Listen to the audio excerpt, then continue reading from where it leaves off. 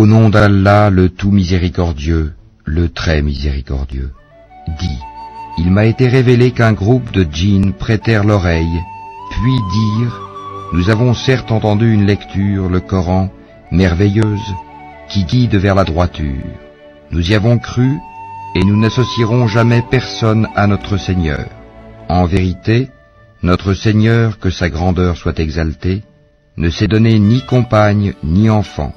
Notre insensé, Iblis, disait des extravagances contre Allah, et nous pensions que ni les humains ni les djinns ne sauraient jamais proférer de mensonges contre Allah.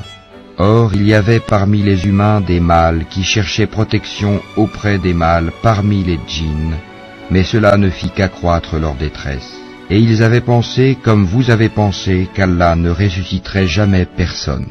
Nous avions frôlé le ciel et nous l'avions trouvé plein d'une forte garde et de bolides.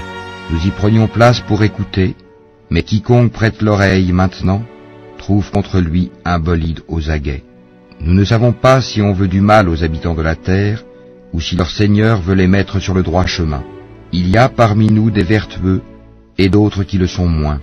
Nous étions divisés en différentes sectes.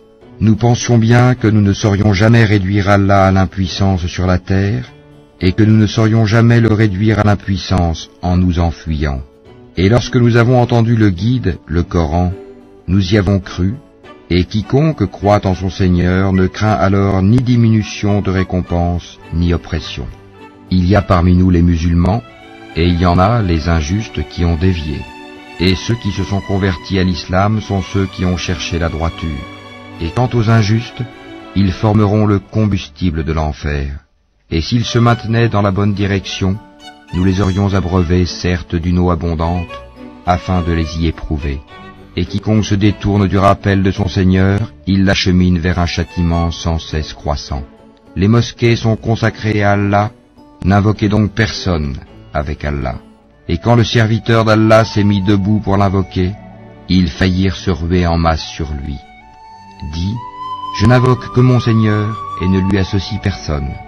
Dis, je ne possède aucun moyen pour vous faire du mal, ni pour vous mettre sur le chemin droit. Dis, vraiment personne ne saura me protéger contre Allah, et jamais je ne trouverai de refuge en dehors de lui. Je ne puis que transmettre une communication et des messages émanant d'Allah, et quiconque désobéit à Allah et à son messager aura le feu de l'enfer pour y demeurer éternellement. Puis quand ils verront ce dont on les menaçait, ils sauront lesquels ont les secours les plus faibles et lesquels sont les moins nombreux. Dis, je ne sais pas si ce dont vous êtes menacés est proche, ou bien si mon Seigneur va lui assigner un délai. C'est lui qui connaît le mystère, il ne dévoile son mystère à personne, sauf à celui qu'il agrée comme messager, et qu'il fait précéder et suivre de gardiens vigilants, afin qu'ils sachent s'ils ont bien transmis les messages de leur Seigneur. Il cerne de son savoir ce qui est avec eux, et dénombre exactement toutes choses.